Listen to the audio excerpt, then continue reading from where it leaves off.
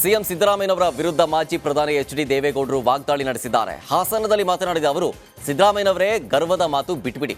JDS ತೆಗೆಯುತ್ತೀನಿ ಅಂತೀರಾ, ಕುಮಾರಸ್ವಾಮಿಯನ್ನ ಮುಗಿಸ್ತೀನಿ ಅಂತೀರಾ, ಅಧಿಕಾರದ ಅಹಂ ಇಳಿಸೋದಕ್ಕೆ ನಾನಿದ್ದೀನಿ, ಏನೇನು ಮಾಡಿದ್ದೀರಿ ಎಳೆ ಎಳೆಯಾಗಿ ಬಿಚ್ಚಿಡ್ತೀನಿ ಅಂತೇಳಿ ಗುಡುಗಿದ್ರು. ನಾನು ಇದನ್ನೇ ಹೇಳಿದ್ದೆ, ಈ ಗರ್ವದ ಮಾತನ್ನಾಡಬೇಡಿ ಹೇಳಿದ್ದೀನಿ.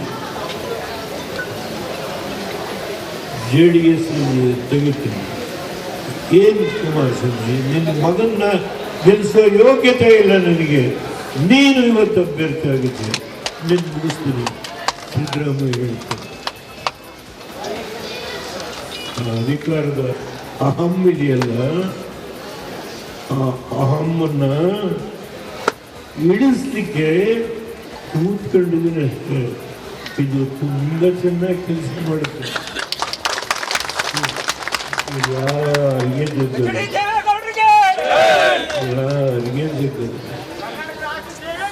ಏನೇನು ಮಾಡಿದ್ದಾರೆ ಒಂದೊಂದು ಎಳೆ ಎಳೆಯಾಗಿ ಬಿಡಿಸ್ತೇನೆ, ವ್ಯಕ್ತಿಗತವಾಗಿ ಹೇಳ್ತೇನೆ.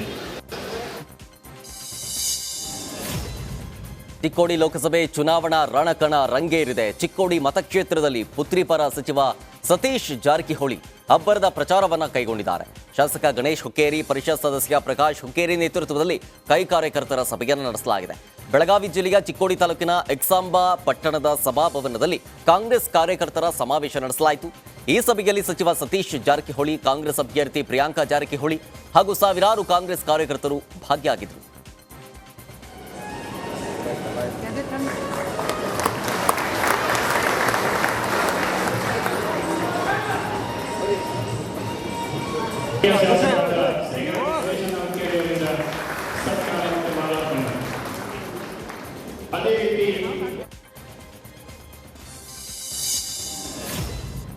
ಯತೀಂದ್ರ ಸಿದ್ದರಾಮಯ್ಯ ಮತ್ತೊಂದು ವಿವಾದಿತ ಹೇಳಿಕೆ ಕೊಟ್ಟಿದ್ದಾರೆ. ಮತ್ತೆ ಬಿಜೆಪಿ ಅಧಿಕಾರಕ್ಕೆ ಬಂದ್ರೆ ಸಂವಿಧಾನ ಬದಲಾವಣೆಯಾಗಲಿ ಎಂದಿದ್ದಾರೆ. ಕೇಂದ್ರದಲ್ಲಿ 10 ವರ್ಷದಿಂದ ಬಿಜೆಪಿ ಸರ್ಕಾರ ಇದೆ. ಬಿಜೆಪಿಯಿಂದ ದೇಶ 25 ವರ್ಷ ಹಿಂದಕ್ಕೆ ಹೋಗಿದೆ. ಈ ಬಾರಿ ಮೋದಿ 400 ಸೀಟ್ ಸಿಗುತ್ತೆ ಅಂತಿದ್ದಾರೆ. 400 ಸೀಟ್ ಬಂದ್ರೆ ಸಂವಿಧಾನ ಬದಲಾವಣೆ ಗ್ಯಾರಂಟಿ ಅಂತಿದ್ದಾರೆ.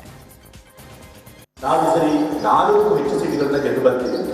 ಯಾಕೆ 400 ಹೆಚ್ಚು ಸೀಟ್ಗಳೇ ಬೇಕು ಅಂತಂದ್ರೆ, ಇವರ ಹಿಂದೆ ಸಂಸದರಾಗಿದ್ದಂಥವ್ರು ಅನಂತಕುಮಾರ್ ಹೆಗಡೆ ಅವರು ಅದನ್ನ ಅವರು ಬಿಚ್ಚಿಟ್ಟಿದ್ದಾರೆ. ಏನಕ್ಕೆ ಇವ್ರು 400ಕ್ಕಿಂತ ಹೆಚ್ಚು ಸೀಟ್ಗಳು ಬೇಕು ಅಂತ ಕೇಳ್ತಾರೆ. ಏನಕ್ಕೆ ಅಂತಂದ್ರೆ ಅವ್ರು ಹೇಳಿದರೆ, ನಮ್ಗೆ ಈ ಸರಿ 400 ಹೆಚ್ಚು ಸೀಟ್ಗಳು ಬಂದರೆ ನಾವು ಸಂವಿಧಾನನೇ ಬದಲಾಯಿಸ್ತೀವಿ ಅಂತ ಹೇಳ್ತಾರೆ. ಯಾಕೆ ಇವರು ಸಂವಿಧಾನ ಬದಲಾಯಿಸಬೇಕು ಅಂತಂತಂದ್ರೆ, ಈ ಬಿಜೆಪಿ ಇರೋದಿಲ್ಲ, ಈ ಬಿಜೆಪಿ ಇರೋದು ಒಂದು ರಾಜಕೀಯ ಮುಖವಾಡ ಅಷ್ಟೇ. ಈ ಒಂದು ರಾಜಕೀಯ ಮುಖವಾಡದ ಹಿಂದೆ ಇರುವಂತಹ ನಿಜವಾದ ಮುಖ ಅಂತಂದ್ರೆ ಅದು RSS ಸಂಸ್ಥೆ. ಈ RSS ಅವ್ರ ಸಿದ್ಧಾಂತ 1925 ಏನಪ್ಪಾ ಅಂತಂತಂದ್ರೆ, ನಮ್ಮ ದೇಶದಲ್ಲಿ ಏನು ಎಲ್ಲರಿಗೂ ಸಮಾನತೆ ಸಿಗ್ತಾ ಇದೆ ಅದನ್ನ ತೆಗೆದುಹಾಕಬೇಕು ಆ ವ್ಯವಸ್ಥೆ. ಹಾಸನದಲ್ಲಿ ತುಮಕೂರು ಸೋಲಿನ ಬಗ್ಗೆ ಮಾಜಿ ಪ್ರಧಾನಿ ದೇವೇಗೌಡರು ಮಾತನಾಡಿದ್ರು. ಎಲ್ಲರೂ ಸೇರಿ ತುಮಕೂರಲ್ಲಿ ನನ್ನನ್ನು ಸೋಲಿಸಿದ್ರು. ನಾನು ತುಮಕೂರಲ್ಲಿ ಸ್ಪರ್ಧಿಸೋದಕ್ಕೆ ಸಿದ್ಧ ಇರಲಿಲ್ಲ. ನನ್ನನ್ನು ಚುನಾವಣೆಗೆ ನಿಲ್ಲಿಸಿ ಅವಮಾನ ಮಾಡಿದ್ರು.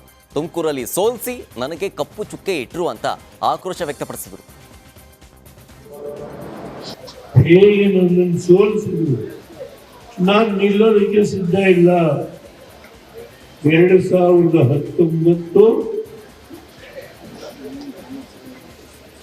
ಮಾರ್ಚ್ 13ನೇ ತಾರೀಕು ಡೇಟ್. ಸೋನಿಯಾ ಗಾಂಧಿ ಇದ್ದಾರೆ, ರಾಹುಲ್ ಗಾಂಧಿ ಇದ್ದಾರೆ, ಖರ್ಗೆ ಇದ್ದಾರೆ, ಮೋದಿ ಇದ್ದಾರೆ.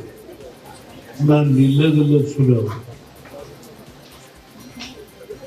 ಈ ಮಾತನ್ನ ಕಂಡ ತುಂಬ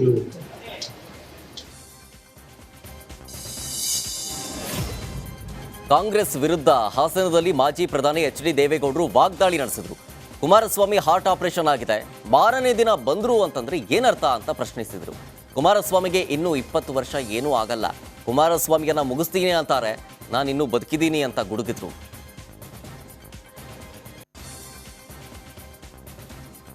ಕುಮಾರಸ್ವಾಮಿಗೆ ಹಾರ್ಟ್ ಆಪರೇಷನ್ ಆಯ್ತು. ಕುಮಾರಸ್ವಾಮಿಗೆ ಈಗ ಅದು ಪ್ರೂವ್ ಆಯ್ತು. ಈ ದೇಶದಲ್ಲಿ ಈ ಎಕ್ಸ್ಪರ್ಟ್ಸ್ 20 ವರ್ಷ ಇನ್ನು ಮತ್ತೆ ಕುಮಾರಸ್ವಾಮಿಗೆ ಹಾರ್ಟ್ ಆಗಲ್ಲ. ಅಂತ ದೊಡ್ಡ ಅದು ಹೊಸ ಟೆಕ್ನಾಲಜಿ. ಕುಮಾರಸ್ವಾಮಿ ಈ ಸಾರಿ ಮುಗಿಸ್ತೇವೆ ತೊಡಕಿದ್ದೇವೆ.